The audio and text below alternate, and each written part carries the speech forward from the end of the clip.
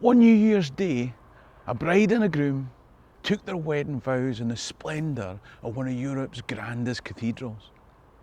Both had overcome obstacles to get there. The bride's father had been against the marriage.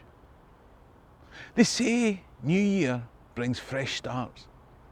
But 5 years later, it'd be over and the course of Scotland's history would be changed. If you're interested in the people, places and events in Scottish history, then click the subscribe button at the bottom right of the screen and ring the notification bell to be told when I upload new videos. In the meantime, let me tell you a story.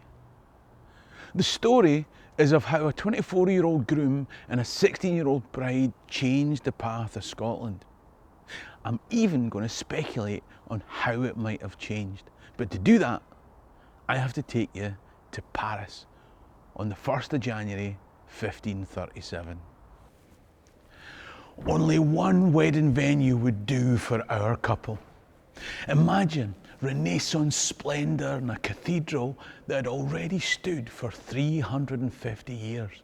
Pageant, pomp and reverence, religion, regal procession, and all that you'd expect from a ceremony in the Cathedral of Our Lady of Paris, Notre Dame.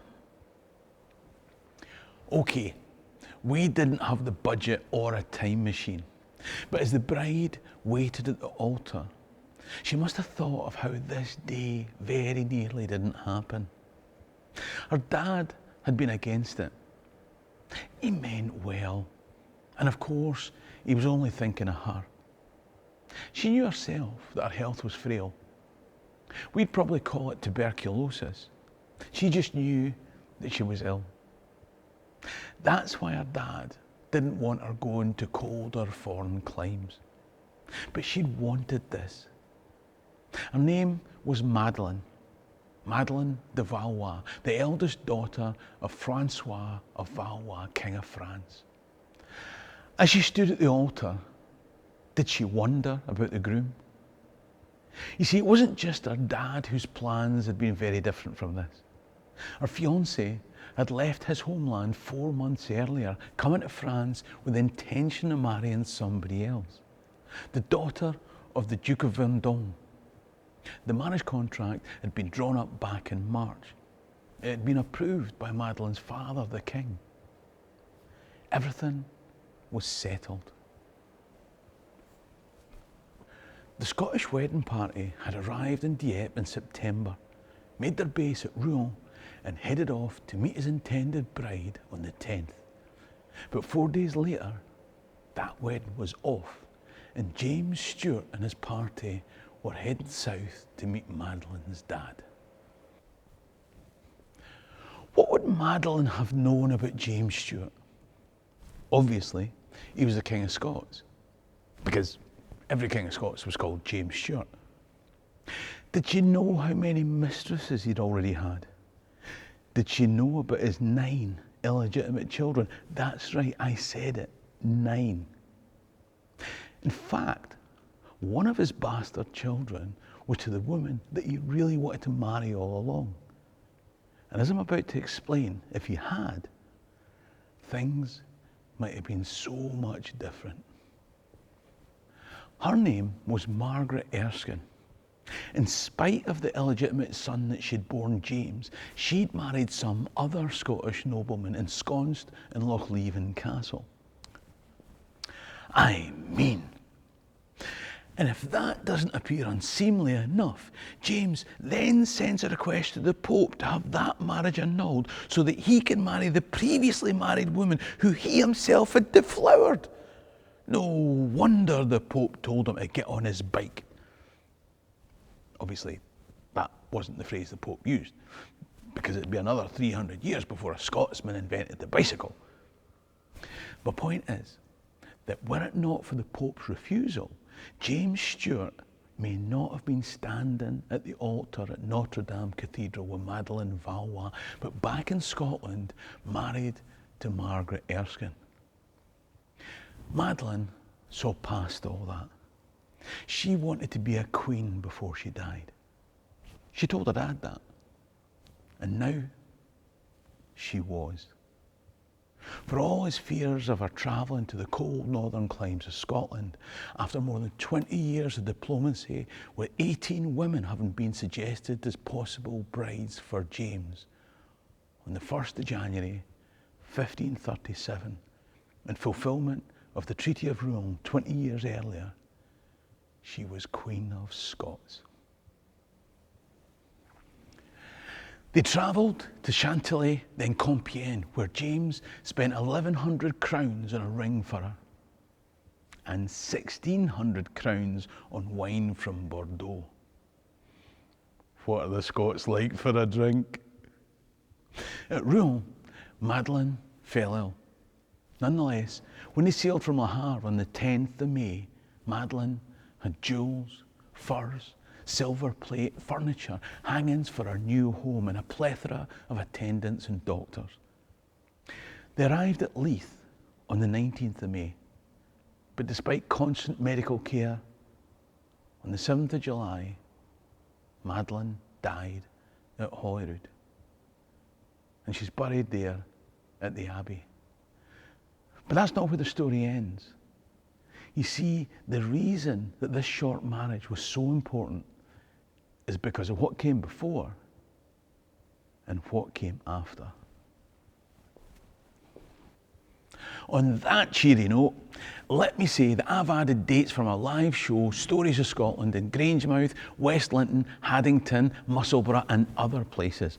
Of course, my first show in Canada will be in Toronto on the 27th of April. So check out the ticket link top right or in the description below for tickets, dates and all that stuff for the shows.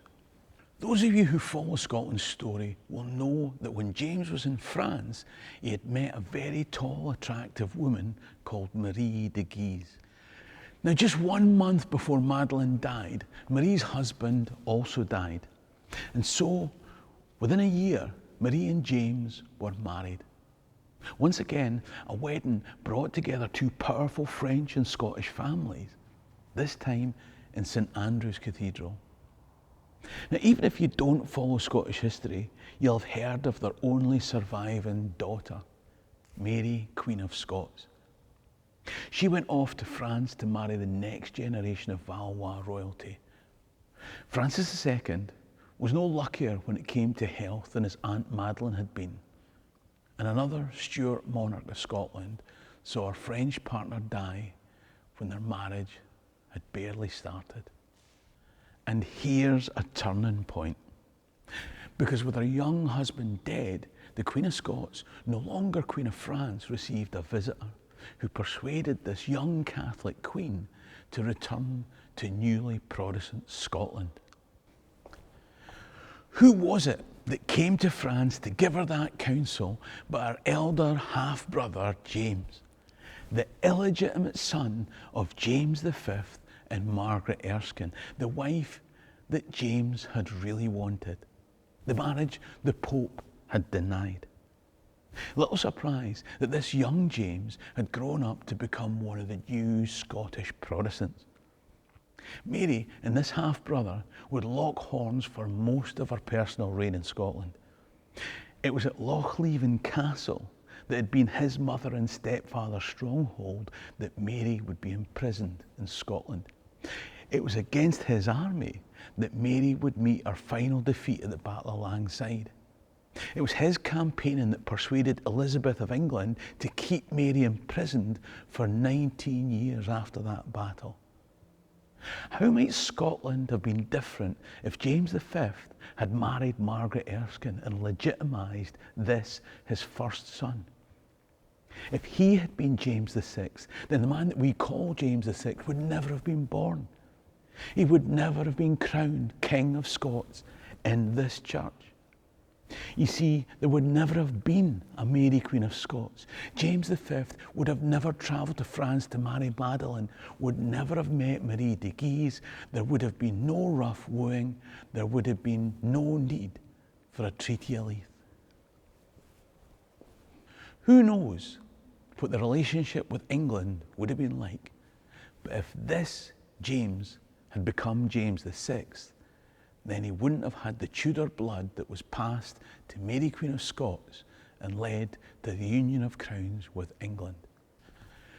Now, for those of you who postulate about what ifs, in Scotland, we've got a saying that if the Queen had balls, she'd be the king. But more than that, she might have been our half-brother. Now, you know all about how Mary Queen of Scots ended up, but what did happen to that half-brother? The man who might have been James VI. You need to know about him and what happened to him, and you're in luck because I've made a video to tell you all about it and it's coming up on screen.